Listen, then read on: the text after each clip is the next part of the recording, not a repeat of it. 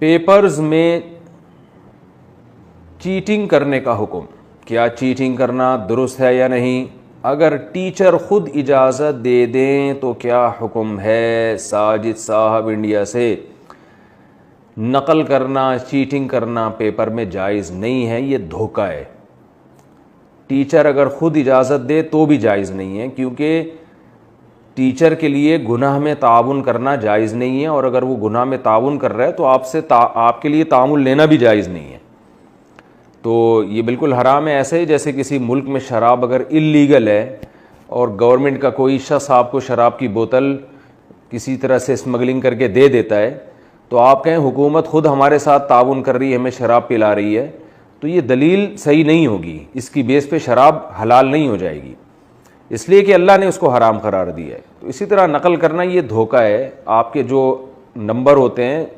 جو آپ کی صلاحیت ہوتی ہے اس کے حساب سے آپ کے نمبر نہیں آتے، تو اس لیے یہ جائز نہیں ہے۔ البتہ یہ ضرور ہے، اس میں لوگ پھر مبالغہ بھی کر لیتے ہیں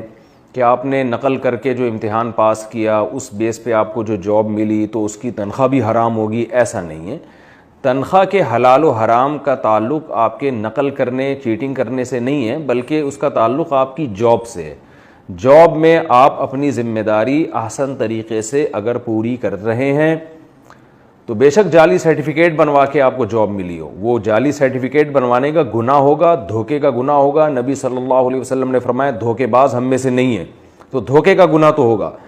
لیکن جو ارننگ ہے اس کا تعلق اس سرٹیفکیٹ سے نہیں ہوتا، بلکہ اس کا تعلق اس جاب سے ہوتا ہے۔ جو کام آپ کر رہے ہیں اس کے عوض میں آپ کو تنخواہ دی جا رہی ہے، تو کام اگر آپ مہارت سے، دل جمعی سے، ایمانداری سے کر رہے ہیں تو تنخواہ حلال ہو جائے گی۔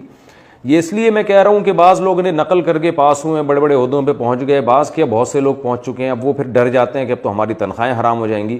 تنخواہ حرام نہیں ہے، البتہ جو آپ نے دھوکہ دیا اس کا قیامت کے دن آپ کو سزا کے لیے تیار رہنا چاہیے، اس پہ اللہ سے توبہ استغفار کریں اور دھوکے سے توبہ کریں آئندہ کے لیے۔